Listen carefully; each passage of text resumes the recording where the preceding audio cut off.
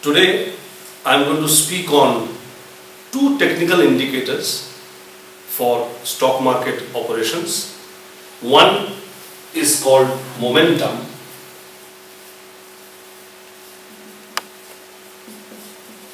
The other is called Bollinger band.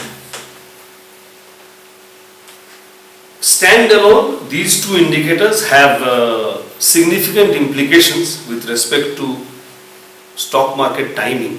For example, when to buy, when to sell. But the reason for my taking these two indicators up simultaneously is I intend to follow this up with another discussion on pairs trading, which is an arbitrage trading strategy. Now, we'll focus in this session on these two indicators, their definition and how to interpret these two technical indicators. Now, momentum is defined as the price of the stock in period T minus the price of the stock in some period T minus X multiplied by 100. Suppose we take T to be today and T minus X to be 10 days back, then that would mean this would be PT and this would be PT minus 10 into 100. So, momentum is nothing but a delta change in price. What is interesting in this particular technical indicator is that it is the movement of momentum that we are going to observe. Now, what does it mean, movement of momentum? Basically, we are looking at movement of the delta. So, if momentum is rising, which means delta is rising, that means delta of delta is positive, which means delta square is positive, which basically means that the second partial is positive, which means that the original price is increasing at an increasing rate, or is multiplied by 100, so in that case momentum would be above 100. If prices are falling and if delta square is there also positive, is negative, which means it's falling, actually we should take the absolute thing, it's okay. It would mean that prices are decreasing at an increasing rate, that they're falling very fast. What we generally say is that when the momentum line is about to cross the 100 line from below, that's a nice time to buy. And when it is about to cross 100 from above, it is a nice time to sell, or a good time to sell. However, we'll look at some specific examples and try to see what they actually mean in terms of specific stocks. That's the first indicator that we will discuss. The second indicator, Bollinger band, is slightly more detailed in nature.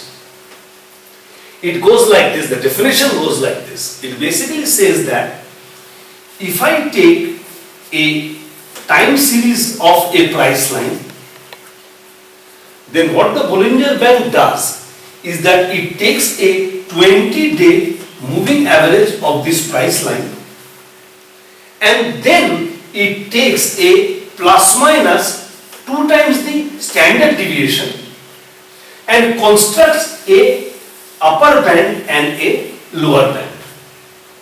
And there is also the 20-day moving average somewhere in there. There are various implications of this Bollinger band. The way to look at it would be that when we will observe also that when prices are rising and it touches the Bollinger band, the upper band, there is a tendency for prices to fall, the stock prices to fall. And when the stock price hits the lower bound, there is a tendency for stock prices to rise. That is the part we use for timing. The other part is that when there are times we will see when the Bollinger band narrows and when the Bollinger band widens. Now the Bollinger band narrowing means the standard deviation is decreasing. This implication of this is that the market is consolidating and it will take action right after this. And it may be observed that when the market price is falling and the Bollinger Band narrows, after that prices tend to rise. And when prices are rising and the Bollinger Band narrows, there is a tendency for prices to fall.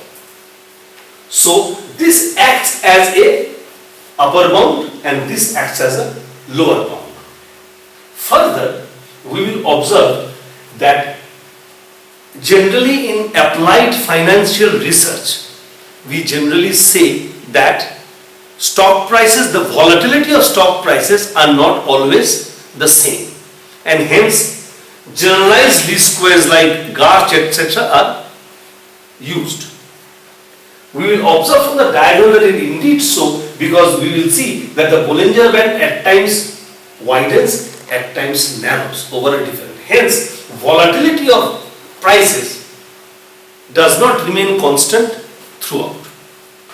We will now turn to a demonstration of the two technical indicators discussed, which is momentum and Bollinger Band, with the help of actual stocks that are traded in the market. We will use meta stock for our demonstration purposes.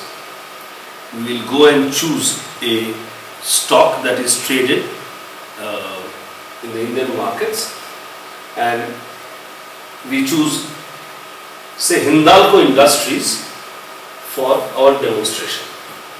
Now, we have observed in the past that we can actually increase the time frame of our discussion by using the signs below. Let us now choose the indicator momentum. Let us see the behavior of momentum for this company. We will open momentum in a different window, and this is how momentum has behaved for the time series that has been given below here of the actual stock prices.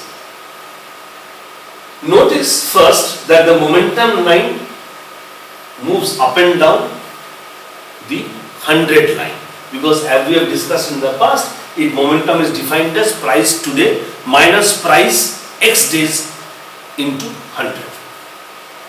Now observe that when momentum is rising, which means the second partial is positive, it is a delta of delta, because momentum by itself is a delta, then prices would be rising at a faster rate. And when momentum is negative and falling, prices are really falling at a faster rate. So, from the stock selection point of view, it's a relative position. From the stock selection point of view, if I find momentum to be rising, okay, it means that relative to this period as compared to 14 days before, the change in prices, which is basically the change in close prices, has been positive. And when price falls at a very fast rate, momentum tends to be negative. The recommendation to traders is that when momentum is negative, that is below 100, and is rising, to catch the stock at that point to exploit the upside. Remember one thing, that when the momentum rises, it basically means that prices are increasing at an increasing rate, and this rate generally cannot be sustained for a longer period.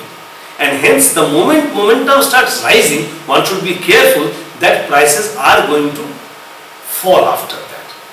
So, there is no point in entering a stock whose momentum has reached this space, because after that prices are going to fall. This kind of momentum increase cannot be sustained over a period of time. It is like, if you are running and you gradually increase your speed, and if you start increasing your speed of running, you tend to get exhausted very fast and you slow down. This is exactly what happens with momentum. So what I generally do is that whenever I am trying to enter or exit a stock, besides other technical indicators which some of I have discussed in the past like MACD, some like Bollinger Band which I will discuss also, I also take a look at the movement in momentum of the stock.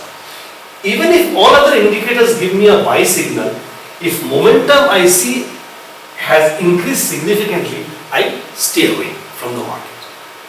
On the other hand, an ideal position to buy a stock is over here when it is negative and momentum is rising. This is all about momentum. I will now move to the second technical indicator, which is a little involved, as I say, which is the Bollinger Band. So we'll from the indicator list, we will go and look at Bollinger Band, and Bollinger Band we will superimpose on the chart. It's a 20-day time period in the sense that, as I mentioned in the past, the black ticks are the original price movement. The middle red line is the 20-day moving average of the black line, and the upper band and the lower band are the plus minus 2 sigma lines. Now, observe that when the actual series moves along the lower bound, it bounces back, and when it moves up and touches the upper bound, it has a tendency to fall. In this entire movement, you will observe that the actual 20-degree moving average acts as a support to it. Then it hits, comes down, travels along the lower bound, bounces back, and always you will find it moving up and down between the upper band and the lower band. So the upper band and the lower band, the upper band acts as a ceiling, the lower band acts as a floor to the entire movement. Then I had discussed about the narrowing of the band.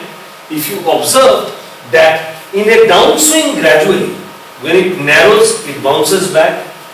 In an upswing, when it narrows, it kind of moves down. So there is an abrupt reversal in movement of prices depending upon which direction the actual prices were moving.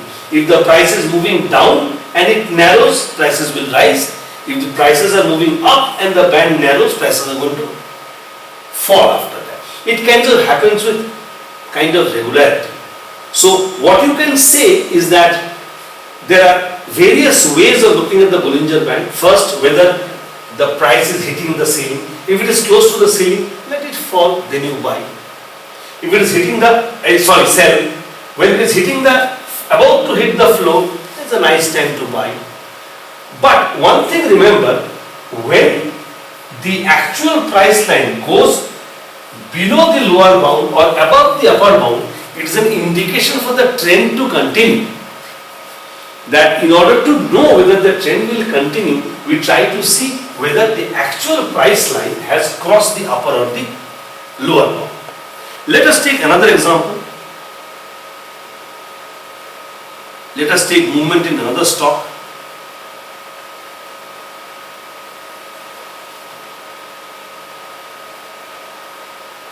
Let us look at Kotak Mahindra Bank.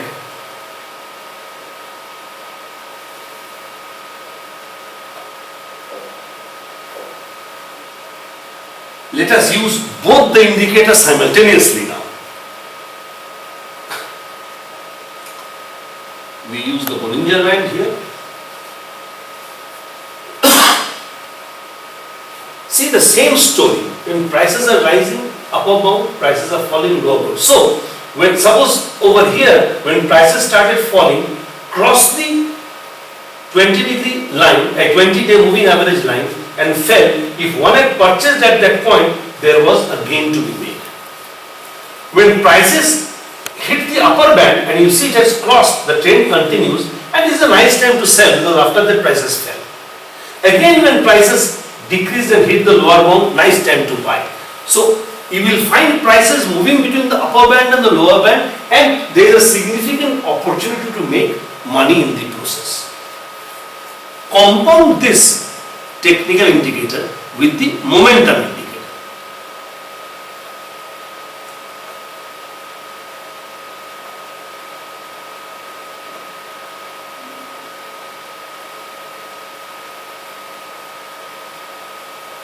as I had said, that when the momentum is become below 100 and has started rising, that is a nice time to buy. And see, compared to this, it has also touched the lower bound. After that, if someone had purchased, there would be, one could have made some money in the process. When the momentum is rising, which means prices are increasing at an increasing rate, it touches the upper bound in the Bollinger Band, and if one sells at that point of time, then one can save oneself from the decrease in prices later on. Or if one is shorting the stock, one can actually short it, although this is not an intraday trading indicator, and hence shorting is permitted only in intraday in India. So for intraday I will not prescribe this. So one can look at the momentum and the Bollinger Band together and figure out that if the momentum is rising, whether the Bollinger Band has been hit in the upper bound. If so, don't buy now or sell. When the momentum is falling and prices are falling and touching the lower band, advisable buy, then you can encash on the upswing in prices. So in a different session, I am going to combine these two indicators in order to discuss about pairs trading, how they can be applied to make profit out of this arbitrage trading strategy. Thank you.